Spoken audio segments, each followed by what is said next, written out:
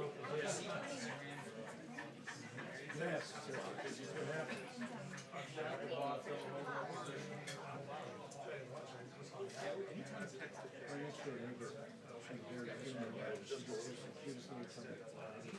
But you said she took a basketball.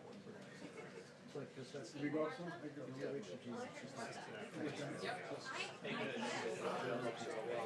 Got it balanced out.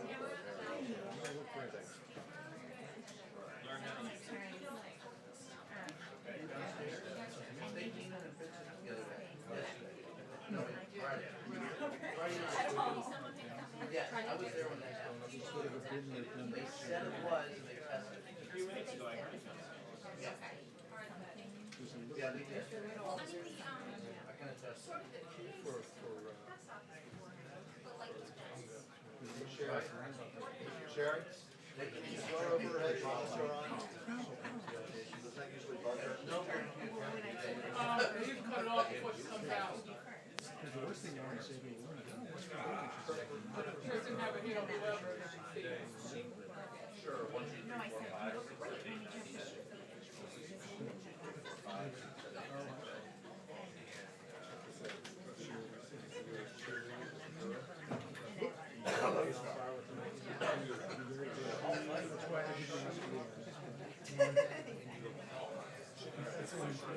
Low star.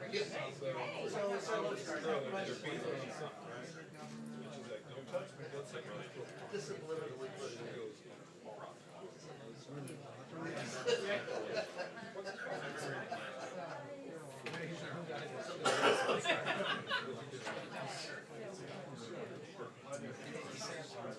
That knows.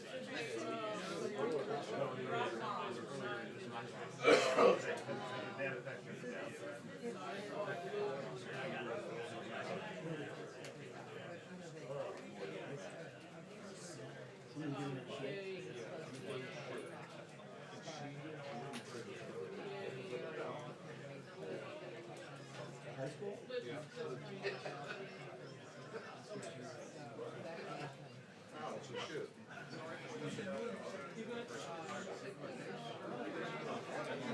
Sherry?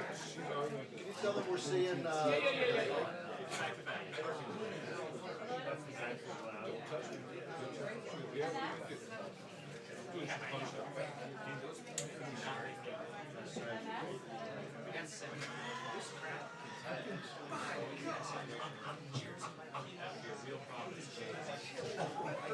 Mixed martial arts.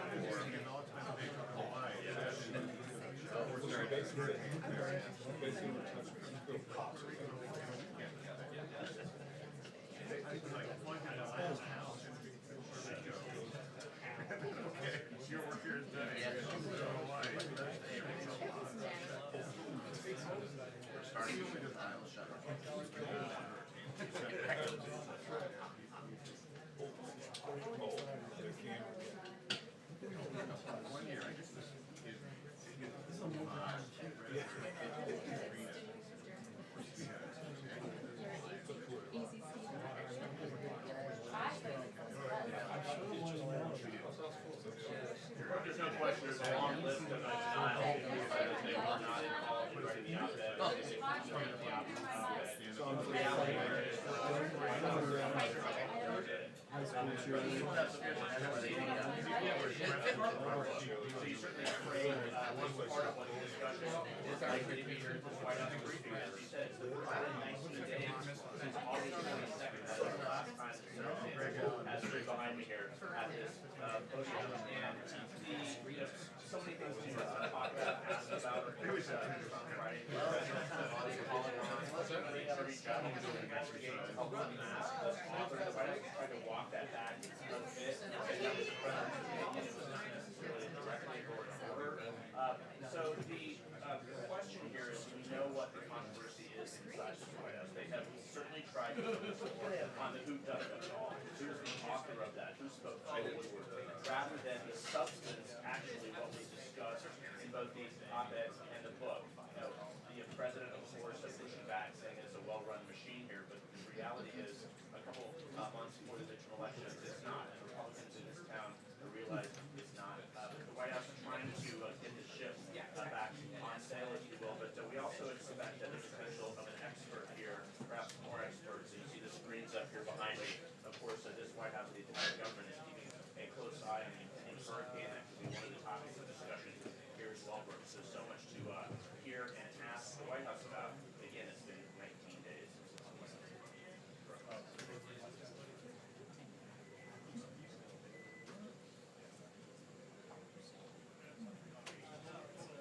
Sure, that's one more piece of the fallout of Omarosa. I'm not Well, we've going all to got a long list of questions, that's for sure, Katie. But what I think she's going to a defense, and she's going to give her echo a lot of what we saw in the president's today as it relates to Bob Woodward's book, the administration trying to discredit it and discredit that anonymous author who wrote that significant op-ed in the New York Times. And I think that that's going to be the message from the podium. We know that politicians, the president, move on to focus on the midterm, focus on the policy that the broader task demand, but obviously all of the issues have gotten under the White House is our question to who's on trust who, so things like this.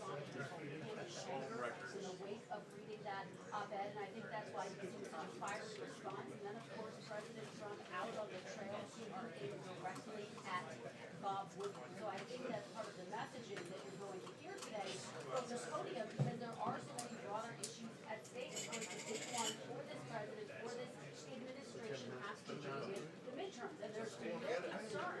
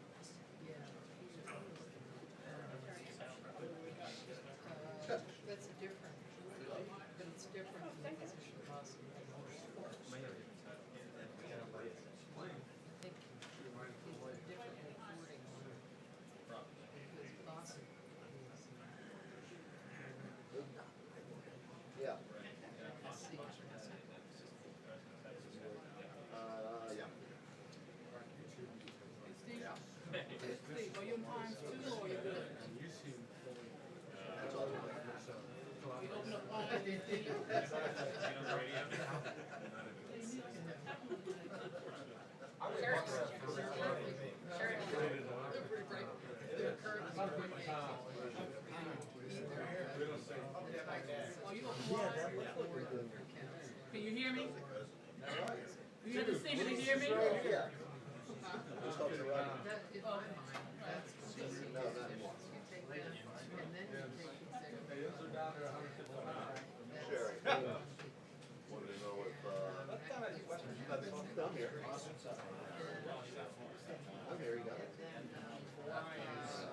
You got me right? Can you hear me?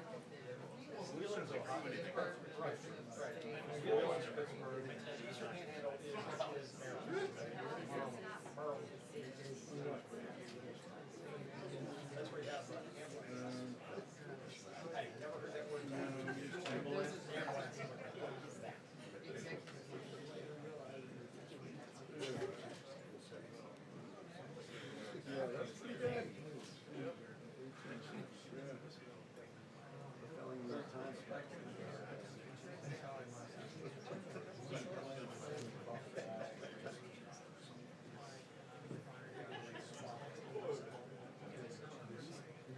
Oh, Magliardo or something. Yeah.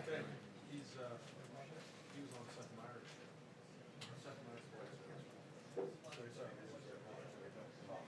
and apparently that's their doctors. Works out. I believe that, and he was like, in terms of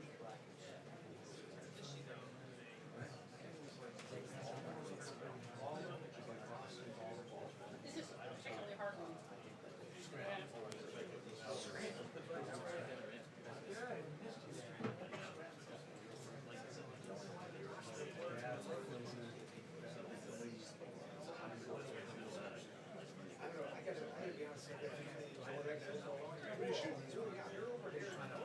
Joel. Joel, yeah. They are very. We're gonna be going to that. Joel. Great people. Really are. There's another story on Superfund. I wasn't there. Well, we didn't have Joel. One of the guys said, hey, smoking cigarettes. You got a lot of people. I mean, you mostly shoot that. I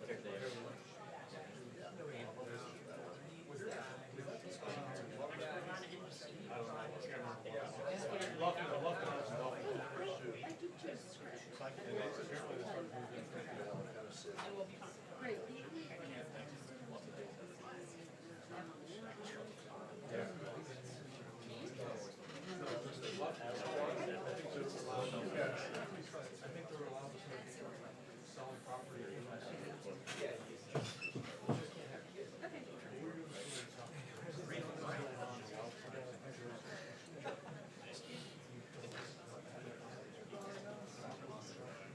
Yeah, exactly.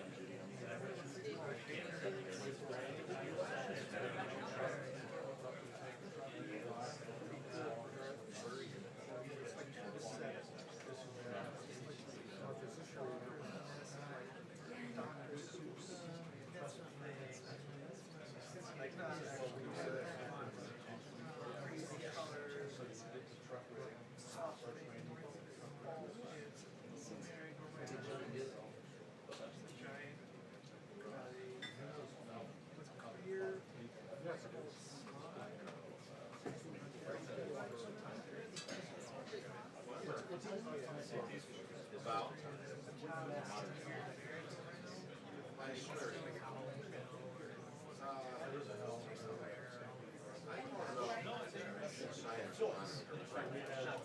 Because they haven't gotten even small.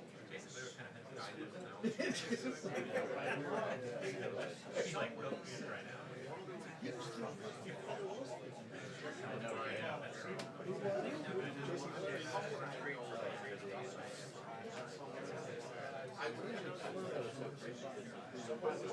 That's right. I got back. Think about that. He was like, now with the internet, I mean, that's the whole problem. Right? No, you'd just be one of many. He would not. You had to do it then. I don't know.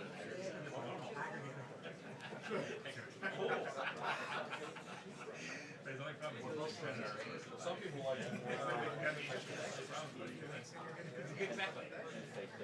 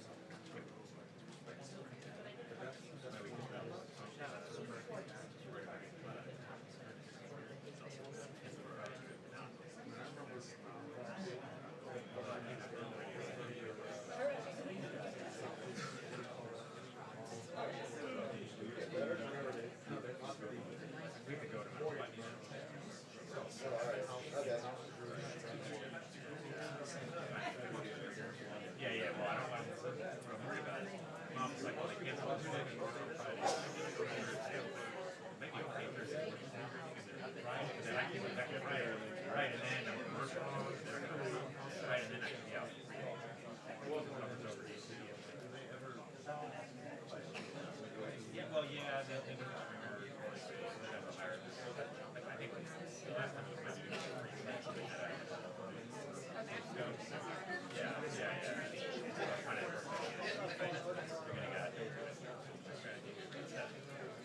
I was on air first month. Yeah, that's right. Caps coming? Same thing, something. Couple caps in one. Now,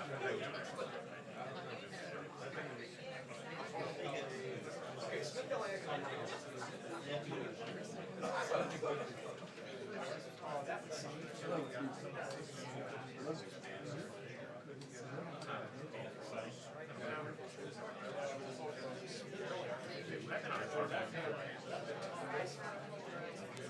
I'm not,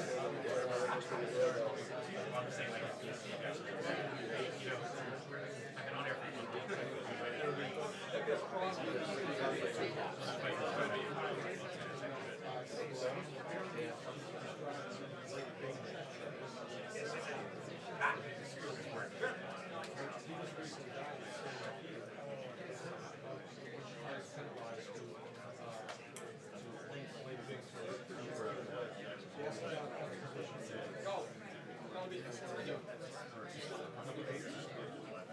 He stood up and said, "We're gonna do it." You know what I'm saying?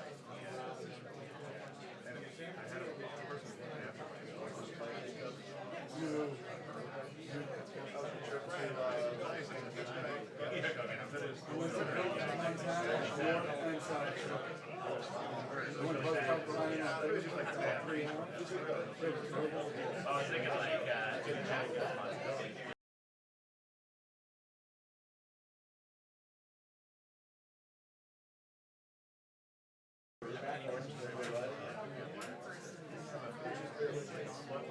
there you go. 10-gallon tank.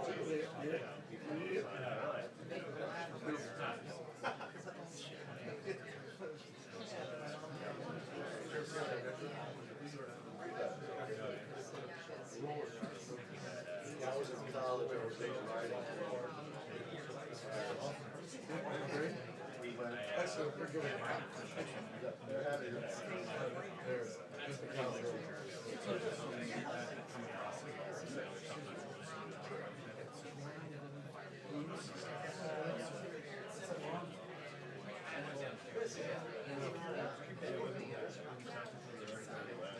yes, yes.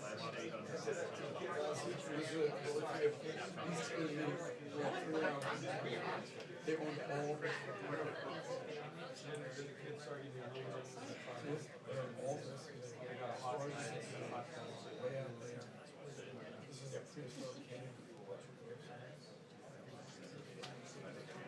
Here we go.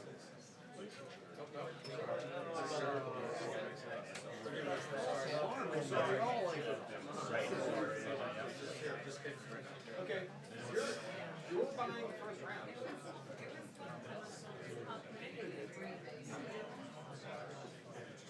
What do you say about the road to hell? Well, we're gonna have a girl that's gonna run it like, we're gonna work on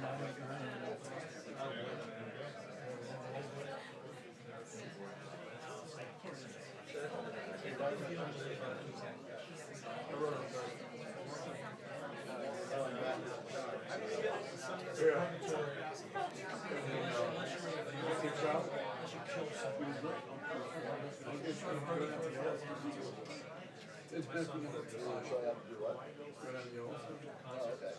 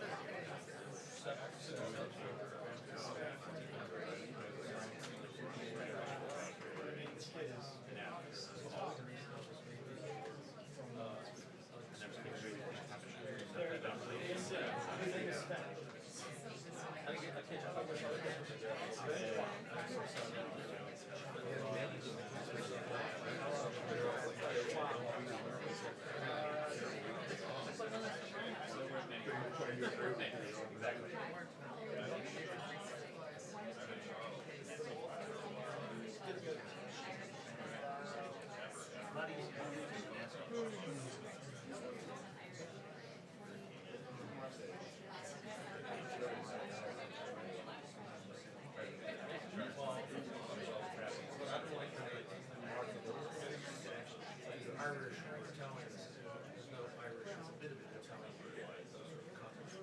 Concentrations. Irish. First Irish.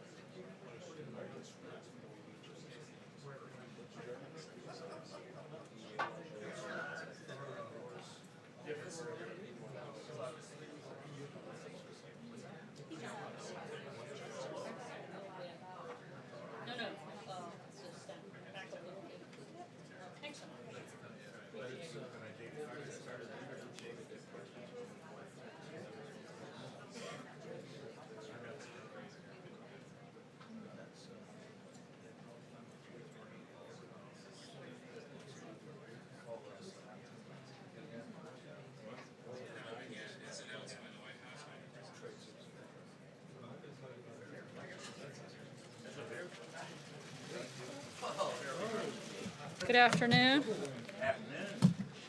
The September jobs report continues America's economic winning streak under President Trump, evidenced by strong job creation, rising wages, rapid business growth, soaring consumer confidence, and increased manufacturing activity.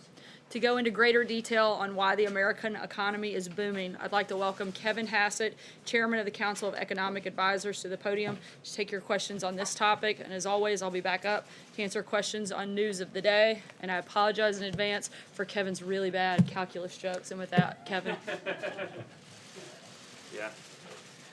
Thanks. It's really a great pleasure to be back here, and thank you, Sarah, for the kind introduction. You know, one of the hypotheses that's been floating around about the economy lately is that the strong economy that we're seeing is just a continuation of recent trends. And, you know, since we're the nerds at the White House, we decided that this is a testable hypothesis. And so that what we can do is we can go out and we can estimate recent trends. That is, trends that ran in the economy up to the point of the last election, and then compare the latest data to the recent trends. In most cases, by the way, the estimates of the trends that we present to you here are very statistically significant, as are the deviations from the trend. And so now I'm going to, as I always do, show you a few slides. Could I have the next slide, please? That's the first slide again. There we go. So the first slide that we're looking at is small business optimism. And this is basically, for parallel construction, you're going to see that each of the slides we go through is going to look a lot like this. And so the blue part to the left of the slide is what happened from the 2012 election through the 2016 election. And the dotted blue line is the trend that President Trump inherited from the previous president. And the red line is what actually happened with the data. And so I think that if you look at this chart, you can see that the first thing is small business optimism. The middle chart is the percent reporting now is a good time to expand. The last one is the percent expecting higher real sales in 6 months. I think if you look at any of those, you'd say, geez, that doesn't really look like the continuation of a recent trend. Could I have the next slide, please? The next chart is something that in my first presser here way back last fall we talked a lot about. It's business investment, which is more than $300 billion over the trend. Again, if you look at the blue line on the left, the first chart is non-residential fixed investment, and the dotted line is the trend and the growth rate of that that President Trump inherited. For the middle chart is structures or buildings, and that, as you can see, the dotted line is something that's headed straight down.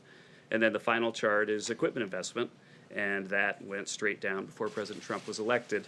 And I think that if anyone were to assert that the capital spending boom that we're seeing right now was a continuation of the trend that President Trump inherited, then, well, you know, they wouldn't get a high grade in graduate school for that assertion. The next chart, please.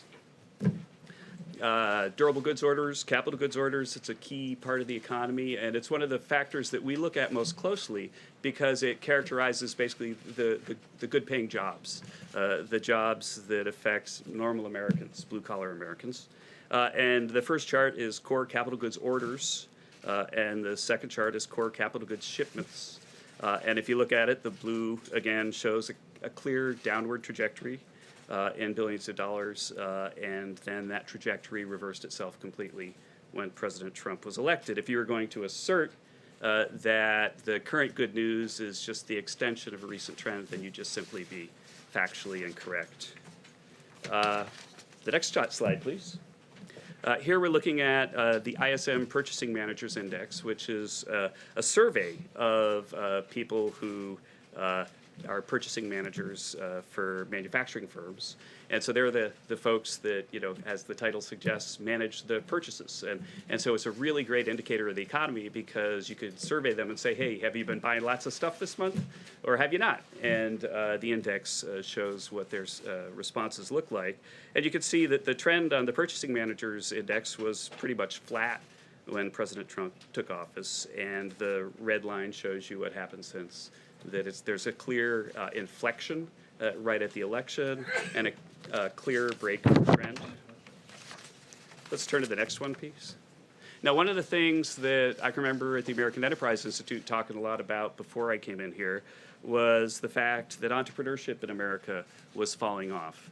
And one of the ways we can measure entrepreneurship is that if you start a new business, then you have to apply for an ID number, tax ID number for your business. And so in this chart, we've plotted the EIN applications for new businesses. And if you look at the blue line, they were heading up because we were in a recovery, but there's a clear upward trajectory way above the trend at the end. And you know, Sarah, like John Roberts, is a calculus geek, and so she looked at that one and said, geez, that looks like a very strong second derivative to me. And then I said, I didn't know you did calculus, and she said, I like calculus better than talking to these guys. The next chart is prime age workers re-entering the labor force. And again, if you look at the trend, one of the things people said when we put out our growth forecast that said that we'd have 3% growth was we said that President Trump's policies are going to bring factories back to the U.S., give you the capital spending boom that you saw in the previous chart, and that was going to bring people back into the labor force at precisely the right time. Once again, you can see that there's a clear break in the trend. And so if you see a break of the trend in the capital spending, the new plant formation that gives blue-collar workers their jobs, go to the next slide, please, then maybe we see a break of the trend in blue-collar workers' employment as well. And so this is employment for people in goods-producing industries. If you look again at the blue part on the left, you can see that there's a clear downward trend going on in the growth rate of that for President Obama, and then a clear inflection timed almost precisely once again at the election. And the notion, again, that somebody might defensively attempt to assert that this is a continuation of the trend is almost laughable if you look at this chart and look at the rest of them. Now, somebody might say, if you're showing a bunch of charts, well, geez, maybe it depends on when you estimate the trend. And I'm sure that if you went back and began your estimate of the trend at the Civil War and then thought about, well, what trend do we get then? Well, then maybe we're not, you'd get a different answer from what we see. But another way to sort of test whether the data that I just showed you is a fair representation of what a trend looked like when President Trump was elected is just to compare it to what nonpartisan bodies were saying. So I could have a look at my final chart here. I know. Gosh, I heard this sigh of relief when I said final chart. So if you look at the final chart, you'll see that the black line is in June of 2017, what the CBO, a Congressional Budget Office, a nonpartisan agency that has a job really of looking at recent trends and projecting it, what they said would happen to capital spending back in 2017. The blue line is what they said in April 2018, and the red line is what's actually happened.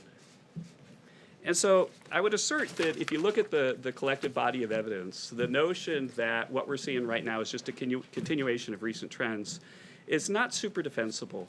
And I think that I know that we're in a political time and passions are high, but as geeky economists, one of the things we have to do is think ahead to what historians will think when they look back at this time. And I can promise you that economic historians will 100% accept the fact that there was an inflection at the election of Donald Trump and that a whole bunch of data items started heading north. They will, of course, argue for a long time about why that happened. But my final thought for you is just this, that when they do that, and when you watch people do that in the media going forward with op-eds and so on, that you should watch out for ex post theorizing. As an economist, one of the things I most care about is an ex ante theory, something that happens before, and then let's watch the data and then see if it agrees with the theory. That's how you test a theory. You might recall that I came back here last fall, and I told you that if we had the tax cuts that President Trump advised that we have, that he pursued, if we passed them, then there'd be a boom in capital spending this year. In fact, we provided estimates at the time last fall that said that capital spending this year would go up about 11% because of the tax cuts. So far in the first half of the year, capital spending is up 10%. And so you don't have to really reach far for a theory of what happened. President Trump deregulated the economy. We've talked about how that affects growth. The tax cuts have had exactly the predicted effect on the economy. That's brought businesses back to the U.S., factories back to the U.S., and created jobs for ordinary Americans. It's clear in the data that there's been a trend break, and with that, I look forward to taking a few questions before I hand it off to Sarah to talk about other things. And I'll let Mr. Roberts go first, and then I'll maybe try one for each row, because I know I'm not allowed to go for the whole time. All right, Kevin, based on the information that you have given us, where does the revenue derive from all of these increasing trends meet the deficit line caused by the tax cuts? It's a great question. One of the things that we could talk about, in fact, Sarah, let's have a whole other briefing. Well, after we do the calculus briefing, let's do a briefing on the deficit. But one of the ways to think about it is that there's been a big change in tax law and a big change in spending policy. And in the tax law side, you could remember that the dynamic score for the corporate tax was that it would have a very, very low cost. And I think that the cost estimate, not dynamically scored, and Tyler will nod for me, was about $400 billion in the final bill over 10 years. And clearly, the growth and the investment boom that was projected by CBO was a significant underestimate for what's happened already. And so I think that the notion that the corporate tax side has about paid for itself is clearly in the data. On the individual side, there was about $1 trillion cost. About $700 billion of that was a refundable child credit that got expanded at the last minute to get the votes they needed to pass it. Now, a refundable child credit is very sound policy for people who care about equality of opportunity or families with children. President Trump supported it wholeheartedly, but not at the size that it came out. And the child credit, though, is not something that you would expect would pay for itself. And so the tax cuts have increased the deficit a little bit, but not the tax cuts that the Democrats are attacking, but rather the tax cuts that the Democrats probably should have supported. I'll go to row 2 and right there. I'm sorry, I don't know your name. No, Stephen. Yeah. There's another chart that is not included in your packet, and that's the chart about the spike in the consumer price index. That's the cost of goods. That's inflation going up I know that. at a higher rate. For those who don't, Americans are paying more for their goods now than they did in recent years. Can you explain to what extent Americans should be concerned about the fact that the price of goods is increasing at a high rate? Right. Well, Americans should be concerned that prices are going up. And if you look at the consumer price index, then over the most recent year, then it's a little bit short of 3%.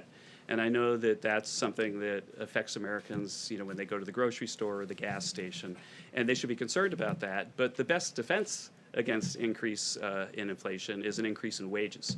And the CEA put out a report this week that documented that, correctly measured, real after-tax wages are growing about 1.4% this year. So that means that the wage growth that President Trump has helped create with his policies is overpowering the inflation numbers right now.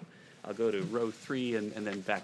Thanks, Kevin. Yeah, what, sure. what credit, if any, does former President Obama deserve for the current state of the economy? You know, I think that attributing blame or credit to individuals requires that I identify policies and then talk about, well, what effect did this policy or that policy have? And I prefer to give blame or credit to policies than to individuals. I think that President Obama sometimes on the partisan trail gets criticized with numbers that are clearly incorrect because people blame him for the Great Recession, which was, you know, there when he started, and it's not fair. If I look specifically at President Obama's policies, there are a whole bunch of policies that I think were very negative for growth. I think the Affordable Care Act lifted marginal tax rates on individual workers, so much so that the CBO even said that it would have a negative effect on growth. He increased marginal tax rates on small businesses, and that's why small business creation wasn't so high. And so I could look at a lot of policies, and we could talk about them one by one and say, did they help or hurt growth? I think he also advocated policies that he said would help growth that clearly did not. And really, you know, I kind of wonder about what was going on in the heads of the economists that told them they would, like cash for clunkers and so on, that really didn't have much effect at all. But to, you know, say he destroyed the economy or something like that, that's not what the CEA chair should be doing. And I'll go back another row. Two questions for you. Can I take them separately? You mind? Yeah, I will. First one, Yeah, sure. just playing off of this question here. But yeah, go separately because I'll forget the first Exactly. one when you finish the second. Thank you. You're coming out, obviously, talking about the economic numbers in our first briefing here in nearly 3 weeks. It seems like it might be time to President Obama's speeches on Friday and Saturday, in which he talked about the economy and some of these very issues. Is that why you're here today, or is that just a coincidence? You know, thank you for asking that, actually, because Sarah can tell you that I've been pushing her to let me show these slides for quite a while. You know, that we've updated them for recent data, but that, in fact, I don't know about the 3-week lag. I think it has something to do with the fact that sensible people sometimes, even in the White House, take a break in August, and there is some vacation taking at the time. But yeah, that we were prepared to do this briefing a few weeks ago, and there's not in any way a timing that's related to President Obama's Friday remarks. And then I promised you number two. Thank you very much. You talked about, obviously, But the next person's going to ask for 3, you realize. So I shouldn't have done that. Under President yeah. Trump. The president also, and I'm curious about your view as an economist on this, has told private companies, Apple, Amazon, the NFL, how to run their business. Mm-hmm. Do you believe that's appropriate for a president to do? Do you believe that stimulates economic growth for a president to be dictating how private companies run their stuff? Well, the president has strong opinions about everything. I think that we wouldn't have had all the policy success that we've had if he hadn't been such a strong advocate for the things that we've seen. I think that his strong opinions sometimes stretch into areas that are outside of the places that CEA has any purview, and you know, I don't counsel him on that. And I think at a previous presser, I once said that I don't run the Council of Twitter Advisors, and you know, may that be true for all of my stay here. I'll go back to the blue shirt in the back. Yeah.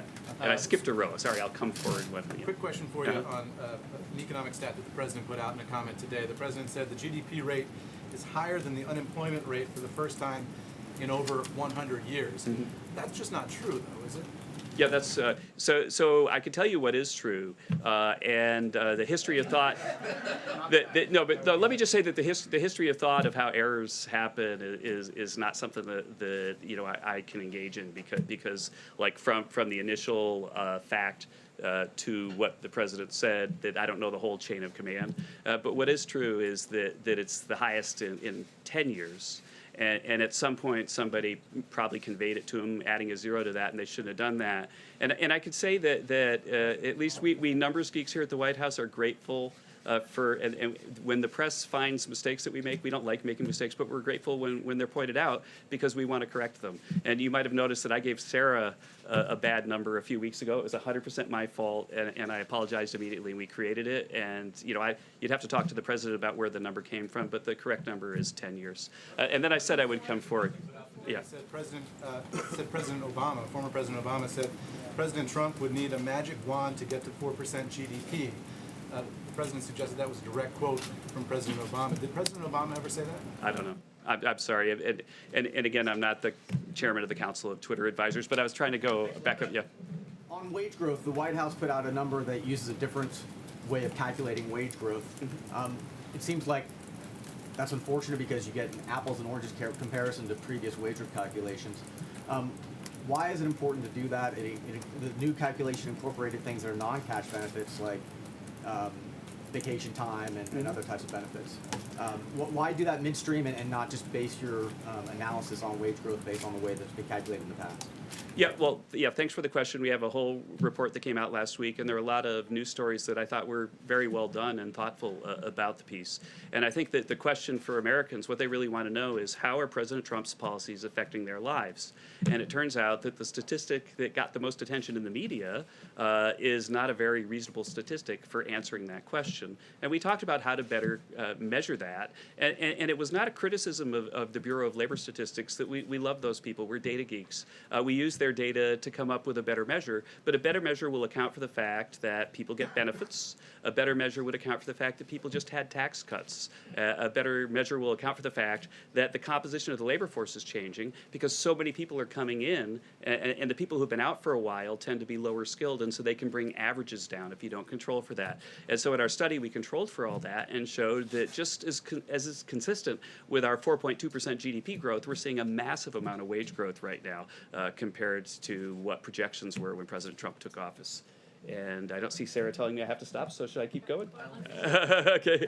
Oh, yeah, I'll go back there, and then I've been right-handed, and that's really terrible. I apologize. Yeah. To keep these trends going, how important is it for you to have a new North American free trade agreement, including Canada? Yeah, thank you for the question. And the first thing before I turn to the trade part of the question is that some people have also said, well, sure, the economy's strong, but that's a sugar high.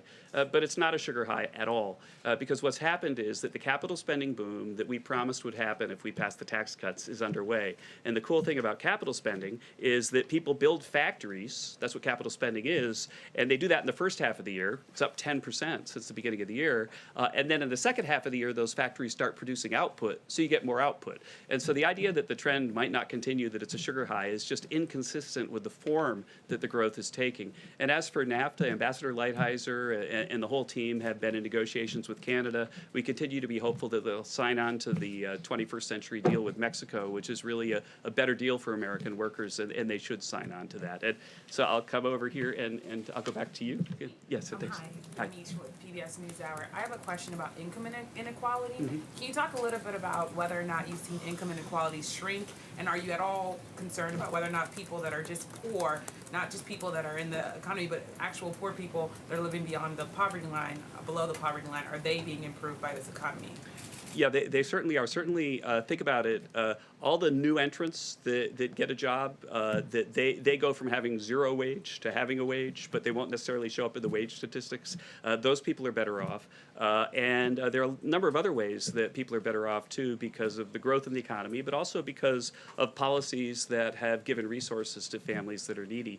At the CEA, we put out a different report over the summer on what's going on with poverty correctly measured. And then in the Stay Tuned department, there's important data coming out this week, which will help us look at how income inequality has changed over, not in this year, but over the previous year.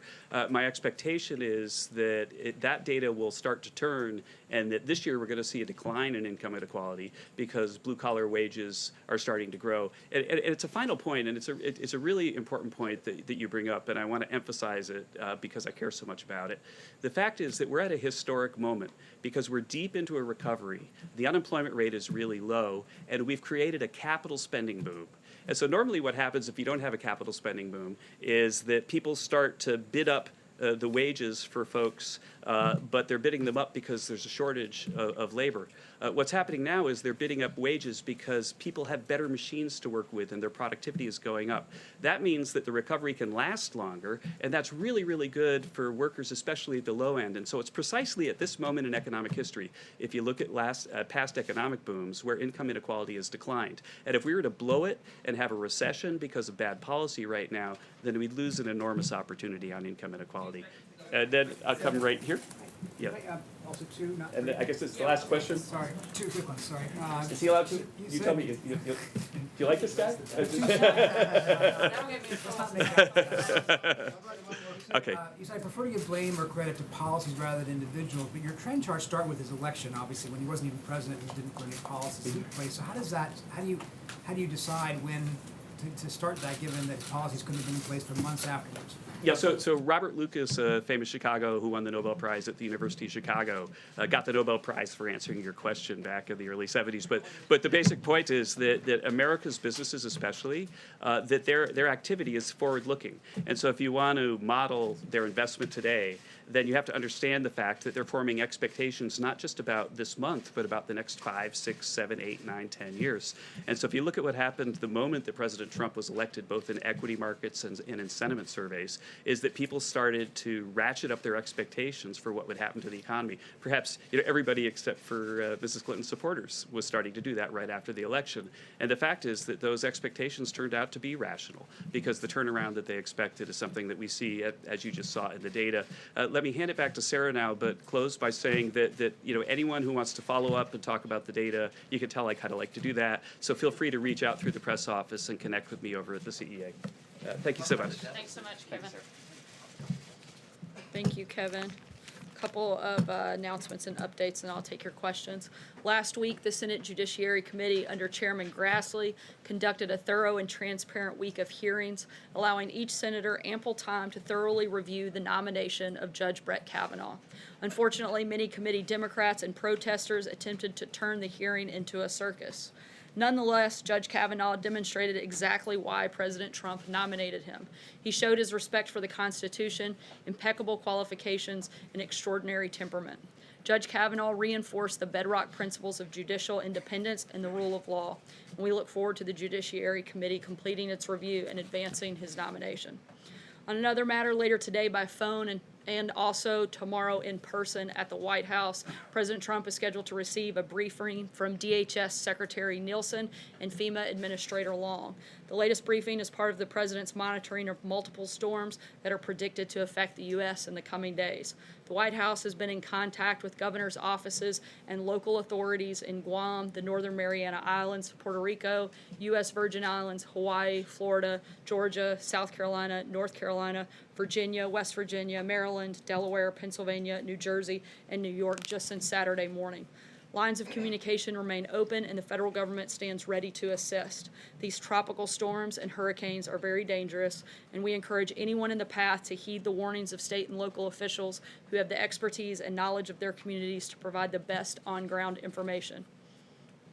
Lastly, we extend our deepest condolences to the family of Secret Service Agent Colin Johnson. Agent Johnson has served his country honorably, first as a Marine and then in the Secret Service. Many of you know him. He was larger than life, literally, was a great friend, father, husband, and member of the United States Secret Service. The men and women in the Secret Service are among the most honorable and dedicated public servants you can find anywhere in the world, and Colin was among the very best of them. And although he was assigned to Chief of Staff John Kelly, he was always there to help anyone who needed it. Our hearts are broken, and Agent Johnson will be greatly missed. Our prayers are with his entire family. And with that, I'll take your questions. John. If I could start out sort of with the topic of the day, and that's the anonymous op-ed in the New York Times. The president said on Friday that he thought it would be a good idea for Jeff Sessions to look into this. Is there anything about what was published by the New York Times that would warrant an investigation by the Department of Justice? Certainly, if there's an individual, whether or not, since we don't know who they are, if that individual is in meetings where national security is being discussed or other important topics, and they are attempting to undermine the executive branch, that would certainly be problematic and something that the Department of Justice should look into. So would that be a suggestion of misuse of classified information? I mean, what realm would that fall in? Once again, it's something that the Department of Justice should simply look into, and that's for them to make that determination. And I just have one quick follow-up on that, if I could. Is the White House actively trying to find out who this person is, or do you not really care and you're moving on to other things? We're certainly focused on things that actually matter, and the staff here that is here to do their job and not undermine the great work that this president and this administration has done. And we're going to continue focusing on that. It's frankly, I think, sad and pathetic that a gutless, anonymous source could receive so much attention from the media. And I think that the American people would be much better served if we actually spent some time talking about some of the really important things that are facing our country and the things that this administration is doing to help fix them. Justin. Has the president received the Kim Jong-un letter from the State Department? If so, can you share any details about the content or tone, or if there were any commitments president's request from the North Korean leader? Yeah, the president has received the letter from Kim Jong-un. It was a very warm, very positive letter. We won't release the full letter unless the North Korean leader agrees that we should. The primary purpose of the letter was to request and look to schedule another meeting with the president, which we are open to and are already in the process of coordinating that. The recent parade in North Korea, for once, was not about their nuclear arsenal. The president has achieved tremendous success with his policies so far, and this letter was further evidence of progress in that relationship. A number of things that have taken place. The remains have come back. The hostages have returned. There's been no testing of missiles or nuclear material, and of course, the historic summit between the two leaders, and this letter is just further indication of the progress that we hope to continue to make. The expectation that that second meeting would be here in Washington, I know that's something that the president. We'll let you know when we have further details, but certainly something that we want to take place, and we'll already continue to work on making that happen. Right here. To follow up on that, you mentioned the remains being returned, Continue to work on making that happen. Right here. To follow up on that, you mentioned the remains being returned, the hostages, the lack of testing, which were all happening when the president cited a lack of progress and canceled Secretary Pompeo's trip. So other than these really nice words from Kim and a parade, what signs of progress warrant this new optimism from President Trump? Again, certainly the most recent parade this weekend, one of the first times I believe that they have had parades similar where they weren't highlighting their nuclear arsenal. We consider that a sign of good faith. And again, the letter from Kim Jong-un to the president certainly showed a commitment to continuing conversations, continuing to work on the progress that they have had since their meeting just a few months ago, and also a continued commitment to focus on denuclearization of the peninsula. I have a separate question on Bob Woodward because President Trump continues to call him a liar and says his book is completely a work of fiction. He's also mentioned libel laws quite a bit. Is President Trump considering filing a lawsuit against Woodward? Certainly keep you posted on that, but I think we've been extremely clear from the beginning. Many of the book's sources have already spoken out to refute. A couple of them, Chief of Staff John Kelly, aggressively pushed back in this. General Mattis aggressively pushing back in the claims. John Dowd also pushing back against the things that are attributed to him. And a number of people have come out and said that Woodward never even reached out to corroborate statements that were attributed to them, which seems incredibly reckless for a book to make such outrageous claims, to not even take the time to get a $10 fact checker to call around and verify that some of these quotes were happened. When no effort was made, it seems like a very careless and reckless way to write a book. John? Sarah, the president said that he was looking into whether or not to take action against the New York Times for publishing the anonymous op-ed.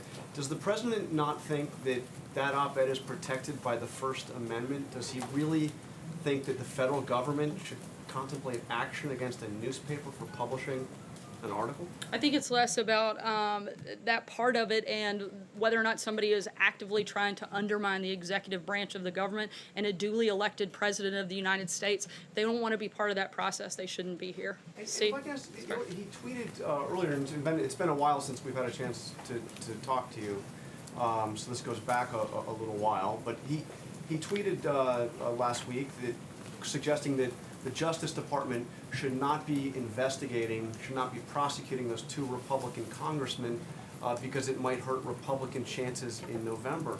Is the president really trying to suggest or outright saying that the Justice Department shouldn't be investigating or prosecuting allies of the president if it might hurt his party's political chances? Certainly, the president thinks that no one is above the law.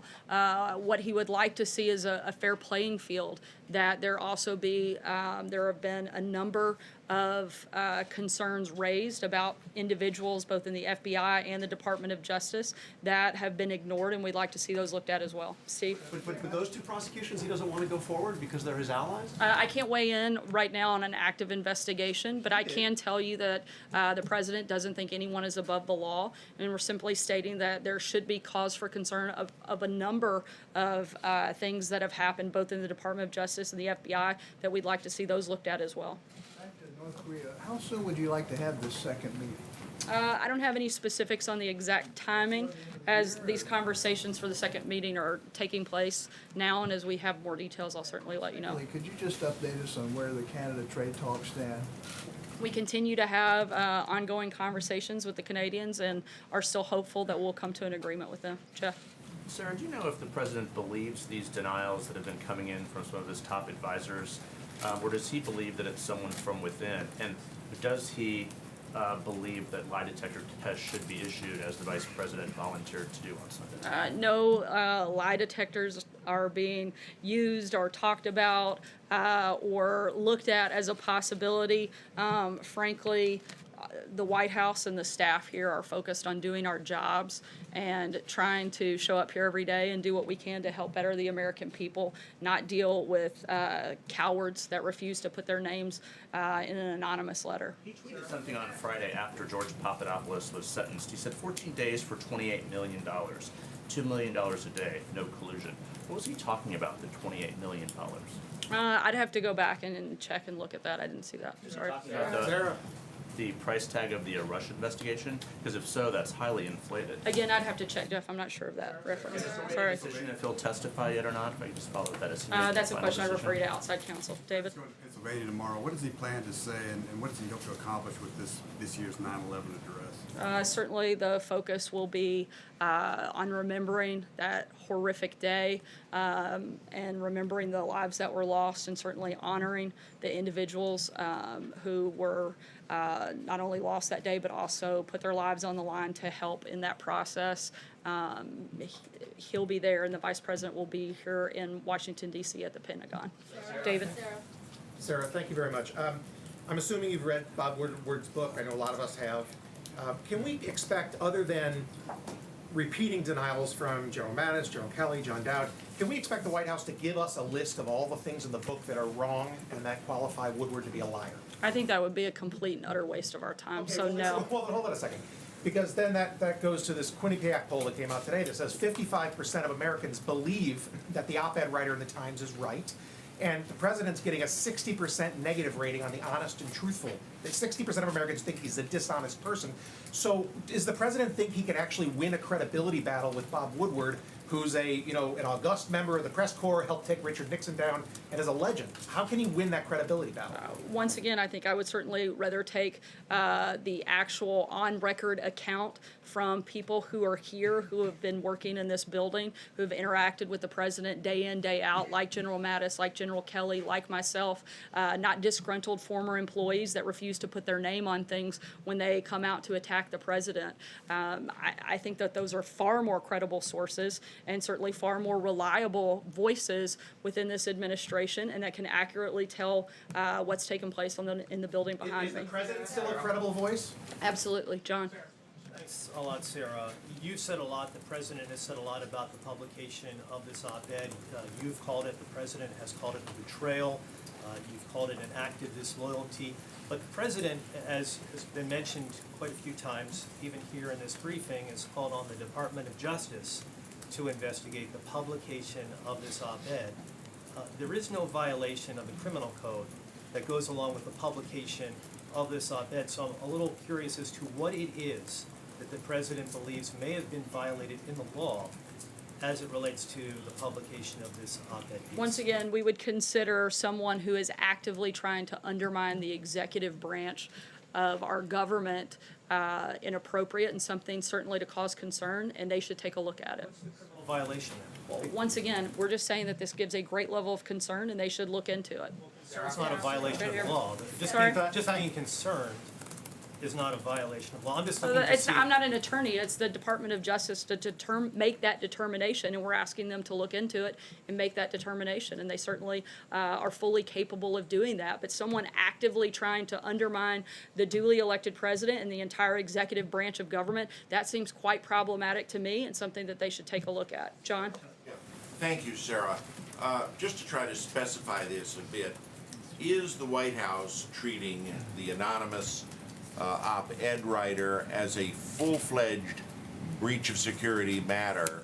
And is the FBI investigating both staff and their means of communications, cell phones and computers and the like? I'm not aware of that level. That wouldn't be something I would be a part of. But certainly, as I just told your colleague, we think that there is a concern here and it should be looked into.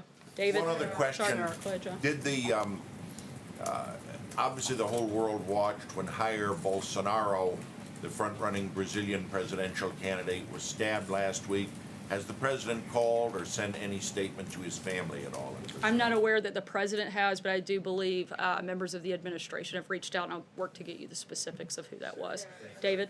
Sarah, what does the president make of all of this talk of the 25th Amendment and some of what he hears on media outlets regarding the word crazy talk? It seems like there's a lot of talk about that on many of the mainstream media outlets.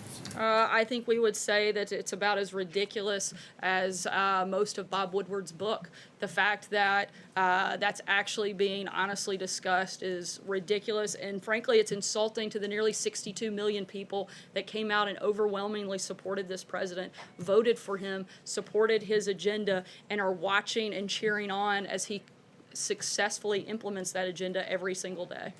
Sager. Thanks, Sarah. Can you give us a sense of what documents the president is considering for declassification sometime in the next 2 weeks, and when exactly can we expect them? When we have specifics on that, we'll let you know. Give us a sense of what the documents are, though. I can't get into that right now, but when we have an announcement on it, I'll certainly let you know. Stephen? Sarah, I want to ask you about the Mideast peace process, because today the State Department announced it is going to close the Palestinian mission here in Washington. And the Palestinian ambassador to the U.S. accuses this country of murdering the peace process and undermining its role in the peace process. The State Department says that it's not retreating from our efforts to achieve a lasting and comprehensive peace. Which is it, and how is the United States still an honest broker in this process? Certainly, we've been very upfront throughout the process, and the fact that we want to see peace, we want to have those conversations, we want to help broker that deal, and we're going to continue pushing forward. Beyond that, I don't have anything specific on it today. Close the office. The Palestinians are saying that the U.S. can no longer be an honest broker. This is another example, they say, of the fact that the U.S. is too aligned with Israel. Is that not the case? Certainly, we have a great deal of support with our friend and ally in Israel. But again, we are as committed today as we've ever been to the peace process. Thank you.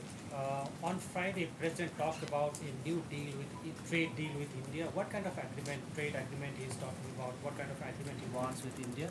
I know that a number of administration officials just recently came back from India. They expressed their willingness to negotiate new and better trade deals, and those conversations are at the beginning stages, and we'll certainly keep you posted as we get further in the process. Hallie? Thank you, Sarah. I have one on the ICC, but I want to follow up on Stephen's question on the peace process here. And just, you say the door continues to be open and that you're still working on it, but is it realistic for the president to believe he can actually achieve peace in the Middle East in his first term in office, as he's promised to do, something that his son-in-law is working on as well, when the administration has taken steps that Palestinians themselves have said do not help? Again, certainly we are very much committed to the process, and we're still hopeful we can get there.